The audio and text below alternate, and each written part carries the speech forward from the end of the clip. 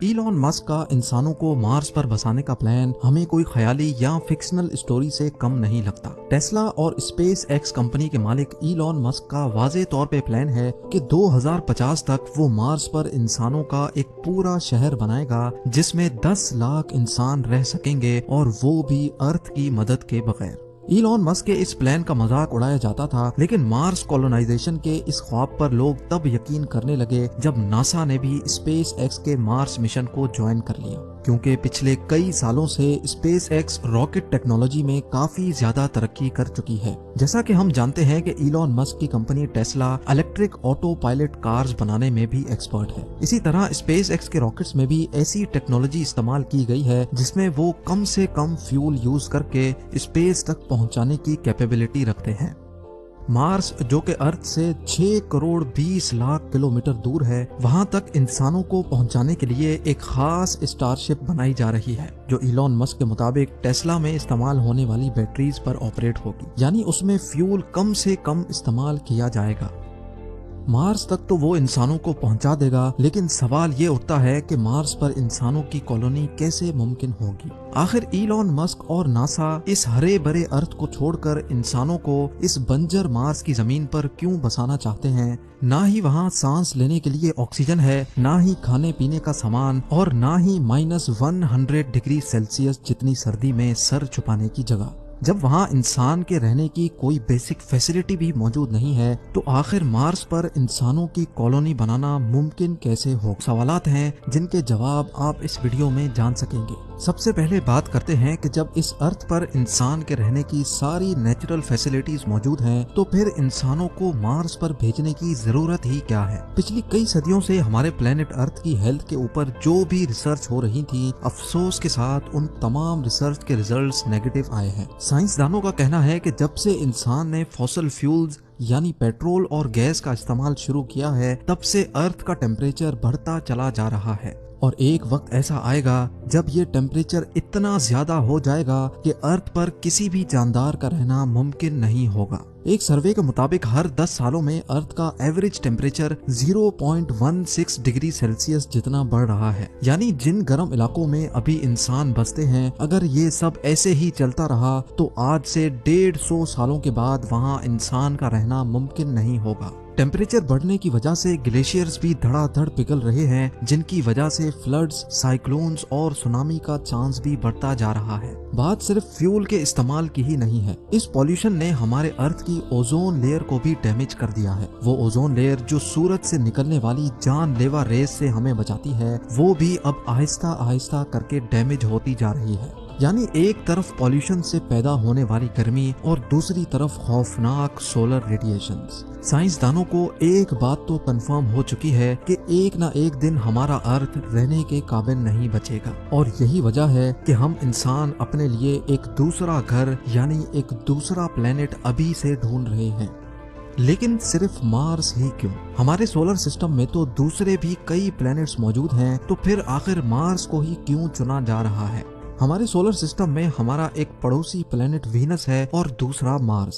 Venus जो Mars के मुकाबले में अर्थ से काफी ज्यादा करीब है, लेकिन हम वहां नहीं जा सकते क्योंकि वहां वही सब कुछ है जिससे हम भाग रहे हैं, यानी गर्मी। जी हाँ, वीनस सूरज के गिर चक्कर लगाने वाला दूसरा प्लेनेट है जहाँ गर्मी इतनी शदीद होती है कि लोहे को भी पिघला कर रख दे। दूसरी तरफ हमारा पड़ोसी है मार्स, जो सूरज के गिर चक्कर लगाने वाला चौथा प्लेनेट है। यहाँ वीनस जैसी आग तो नहीं बरसती, पर यहाँ सर्दी अर्थ के आर्कटिक रीजन से भी ज्यादा होती है। सिर्फ कड़ाकेदार सर्दी ही नहीं है जो मार्स पर इंसानों के लिए मुश्किल खड़ी करे, बल्कि ना ही वहाँ ऑक्सीजन है और ना ही पानी, यानी इंसान के जिंदा रहने की बेसिक फैसिलिटीज भी वहां मौजूद नहीं है। ये सारी कंडीशंस जानने के बावजूद भी नासा और इलॉन मस्क के पास आखिर ऐसा क्या प्लान है जिससे वो मार्स पर इंसानों को जिंदा रख सकते हैं?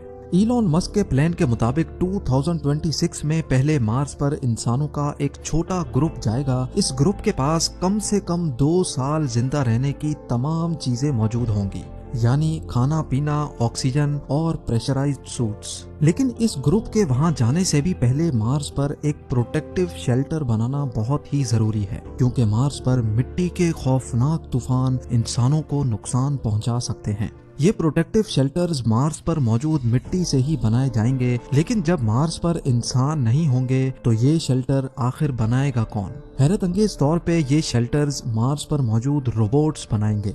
आर्टिफिशियल इंटेलिजेंट रोबोट्स को इंसानों से पहले मार्स पर भेजा जाएगा। ये एक खास किस्म के रोबोट्स होंगे जो वैसे तो अलग अलग हिस्सों में काम कर सकेंगे, लेकिन जरूरत पड़ने पर वो आपस में जुड़ भी सकेंगे। ये रोबोट्स इंसान के काम करने से काफी ज्यादा फास्ट काम कर सकेंगे, जिनमें कैमरास, सेंसर्स, मिट्टी खोदने के लिए एक्सकवेटर्स और 3D प्रिंटर यूनिट्स भी लगे होंगे। सोलर एनर्जी से चलने वाले ये रोबोट्स पहले तो सेंसर्स की मदद से एक खास किस्म की मिट्टी ढूंढेंगे। जिस जगह पर वो खास मिट्टी ज्यादा पाएंगे वहीं वो अपना बेस यूनिट कायम कर लेंगे। इन रोबोट्स में से जिसका काम डिगिंग का होगा वो उस जगह को खोदकर मिट्टी को कलेक्ट करेगा और फिर छोटे छोटे रोबोट्स ये मिट्टी रिफाइनिंग यूनिट तक लेकर जाएंगे। रिफाइनिंग के बाद ये मिट्टी 3D प्रिंटर यूनिट तक पहुंचाई जाएगी, जो एक एक लेयर करके 3D प्रिंट करते जाएंगे।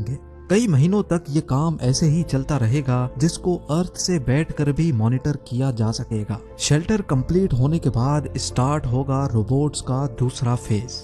अब मार्स पर पहली बार इंसानों का एक ग्रुप लैंड करेगा। क्योंकि इंसान यहाँ पहली बार लैंड करेंगे, इसीलिए इनके पास काफी सारा सामान भी मौजूद होगा। मार्स पर मौजूद रोबोट्स इंसानों को वहाँ वेलकम करेंगे, उनका सामान उठाकर लैंडिंग साइट से बेस यूनिट तक लेके जाएंगे और बेस यूनिट के शेल्टर के अंदर छोटे छोटे यूनिट्स को रखा जाएगा, जो अपने आप इन्फ्लेट हो जाएंगे। क्योंकि मार्स का एटमॉस्फेरिक प्रेशर बहुत ही कम है, इसी वजह से इंसान वहाँ इन प्रेशराइज्ड यूनिट्स में रहेंगे। यानी इन यूनिट्स में अर्थ की तरह आर्टिफिशियल प्रेशर बनाया जाएगा। ये सारे प्रेशराइज्ड केबिन्स एक दूसरे से जुड़े होंगे और इनको इलेक्ट्रिसिटी देने के लिए एक सोलर फार्म रोबोट्स की मदद से कायम किया जाएगा। अगर किसी इंसान को बेस यूनिट से बाहर जाना होगा तो एक स्पेशल गाड़ी केबिन के दरवाजे से आकर फिक्स हो जाएगी, ताकि दरवाजा खोलने से अंदर का प्रेशर लीक ना हो सके। अब बारी होगी मार्स पर एक ग्रीन हाउस बनाने की, ताकि मार्स पर वेजिटेशन की जा सके। साइंस रिसर्च के मुताबिक मार्स पर स्टार्टिंग में सिर्फ पोटैटोज और बीन्स लगाए जा सकेंगे। ग्रीन हाउस के अंदर प्लांट्स जैसे जैसे बड़े होंगे, उनमें से एक ऐसी चीज निकलेगी जिसका होना मार्स पर बहुत ही ज्यादा जरूरी है, और वो है ऑक्सीजन।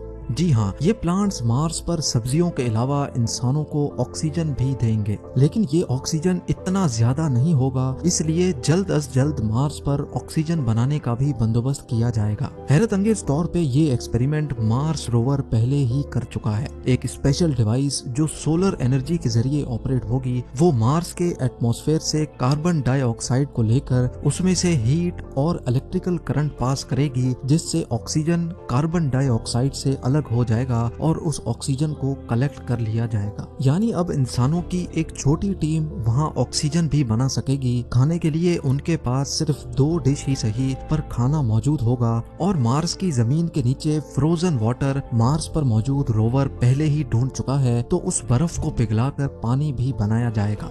100 बातों की एक बात, मार्स पर भेजे गए इंसान अब बगैर अर्थ की मदद से जिंदा भी रह सकेंगे और वक्त पड़ने पर वापस अर्थ की तरफ रवाना भी हो सकेंगे। लेकिन क्या ये सब ऐसे ही चलता रहेगा? क्या मार्स पर जाने वाले लोग कभी भी अपने केबिन से बाहर नहीं निकलेंगे? अगर मार्स पर जाकर भी ऐसी ही जिंदगी गुजारनी है, तो फिर इतने ज्यादा ताम झाम की आखिर जरूरत ही क्या थी? साइंसदानों के पास इस मसले का कोई सॉल्यूशन तो नहीं है, लेकिन उनका ये ख्याल है कि अगर मार्स के एटमॉस्फेयर में कुछ ऐसी चेंजेस की जाएं जिससे मार्स का टेम्परेचर बढ़ जाए, तो शायद आने वाले 100 या 200 सालों के बाद मार्स वैसा ही हरा भरा हो सकता है जैसा अभी हमारा अर्थ है। यानी साइंसदानों के मुताबिक मार्स का टेम्परेचर बढ़ाने से वहाँ दोबारा जिंदगी पाई जा सकती है, और इस काम के लिए जो आइडियाज दिए जा रहे हैं वो जानकर यकीन करना मुश्किल होगा।